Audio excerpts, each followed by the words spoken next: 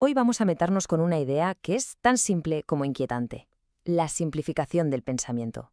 ¿Y si esa pereza que a veces sentimos para pensar estuviera, sin que nos diéramos cuenta, rediseñando toda nuestra sociedad? Para guiarnos en esto, vamos a apoyarnos en un ensayo del doctor Daniel Rojas, que es médico de familia.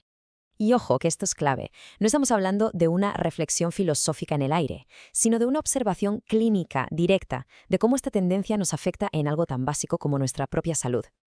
Todo, absolutamente todo, arranca con esta frase, una frase que es tan corta como demoledora. Pensar cansa. Es el punto de partida que el doctor Rojas ve cada día en su consulta, esa resistencia casi física de la gente al mero esfuerzo de pensar. Y la verdad es que es una idea que resuena mucho más allá de una sala de espera. Bueno, para ir desgranando este ensayo, vamos a seguir una estructura que es casi como un diagnóstico médico. Primero vamos a identificar el síntoma principal. Después pondremos nombre al diagnóstico. Luego exploraremos las causas, lo que hay detrás. Analizaremos las consecuencias, que no son pocas, y terminaremos con el gran desafío que todo esto nos plantea. Venga, pues empezamos por el principio. El síntoma. ¿Cómo se nota esta especie de alergia a pensar? Pues el ensayo nos lleva a un lugar que conocemos todos, la consulta del médico. Imagina la escena. Cuando un médico te dice, bueno, es que depende, la reacción habitual no es de interés, sino de pura frustración. Lo que se busca, nos dice el autor, no es de verdad entender qué pasa, sino recibir una orden simple, una instrucción que no requiera pensar. ¿Me tomo la pastilla o no? ¿Es bueno o malo? Queremos un interruptor, un sí o un no, no el manual de instrucciones. Y justo aquí es donde el ensayo nos planta delante la gran paradoja de nuestra época. Jamás en la historia hemos tenido acceso a tanta información, a tantos datos, y sin embargo parece que nuestra capacidad para conectar los puntos, para darle un sentido a todo eso, está en caída libre. Es una desconexión brutal entre tener la información y de verdad comprenderla. Vale, ya tenemos el síntoma. Pasemos ahora al diagnóstico que propone el autor. Él lo llama la rendición cognitiva. Y ojo al nombre, porque no habla de una evolución hacia algo más eficiente. Habla de una retirada, de un abandono voluntario de una de nuestras capacidades más humanas. Y claro, la pregunta es, ¿por qué nos rendimos? Pues porque la simplicidad, aunque sea una mentira, nos da una sensación de calma, de control. En cambio, la verdad, que casi siempre es compleja y está llena de matices, pues incomoda. Y parece que nuestra cultura ha decidido que la incomodidad es el enemigo a batir. Para entender por qué nos pasa esto, el ensayo recurre a Daniel Kahneman, el del Nobel. Nuestro cerebro básicamente tiene dos formas de operar. El sistema 1, que es nuestro piloto automático, rápido, intuitivo, casi sin esfuerzo. Y luego está el sistema 2, que es el pensamiento lento, el analítico, el que de verdad consume energía. Y claro, nuestro cerebro, que es muy listo para ahorrar, siempre va a preferir el camino fácil. Pero, cuidado, el problema no es que exista el sistema 1, faltaría más, lo necesitamos para vivir. El verdadero problema es que lo hemos subido al trono, lo hemos coronado como el juez supremo de la realidad. Hemos decidido que si algo no se entiende a la primera, de forma rápida e intuitiva, entonces es que está mal, es que es demasiado complicado. Esto nos lleva directos a la siguiente pregunta. Pero bueno, ¿cómo hemos llegado a este punto? El ensayo identifica tres causas principales que además se alimentan entre sí: nuestro cerebro, la escuela y la forma en que usamos el lenguaje. La cosa es que tenemos, por un lado, un cerebro agotado, entrenado para la reacción inmediata y la distracción. Por otro, un sistema educativo que muchas veces huye de la incomodidad intelectual como de la peste. Y para rematar, un lenguaje cada vez más pobre que, lógicamente, lleva a un pensamiento más pobre.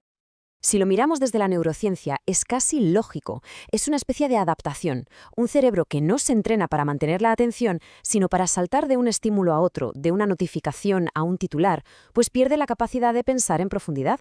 La simplificación se convierte en su modo por defecto, en su zona de confort. Y aquí el ensayo apunta sin rodeos al sistema educativo, recordando una advertencia de Hannah Arendt.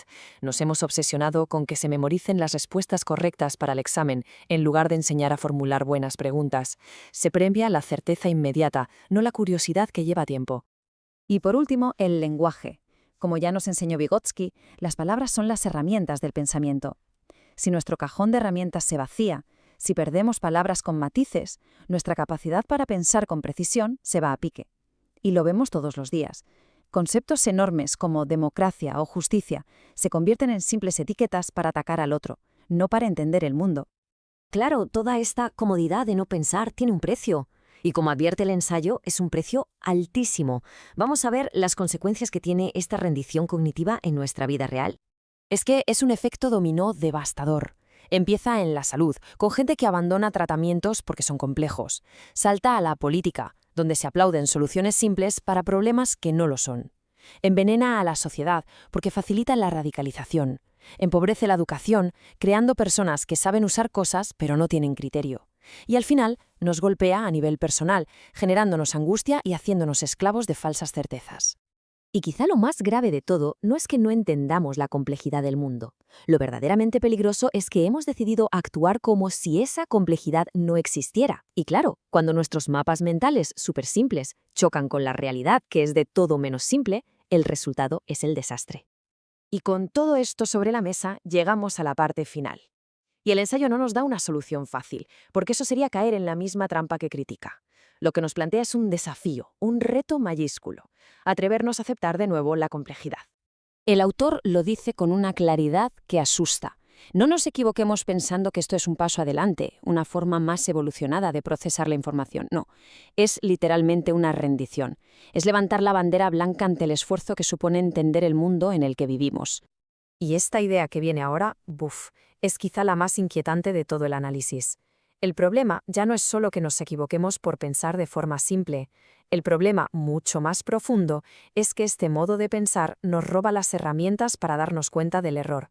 Y si no puedes ver que te equivocas, es imposible corregir el rumbo.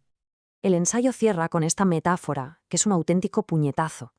Esa búsqueda de la comodidad, esa idea de que pensar menos nos haría más libres, más ligeros, ha conseguido justo lo contrario. Nos ha desarmado, nos ha dejado indefensos ante la manipulación, ante nuestros propios errores y ante la angustia que provoca vivir en un mundo que no encaja en nuestros eslóganes. Y así, el texto no termina con una respuesta, sino con una pregunta que nos lanza directamente a cada uno de nosotros. Porque esto no es algo que le pasa a la sociedad, es algo que hacemos todos.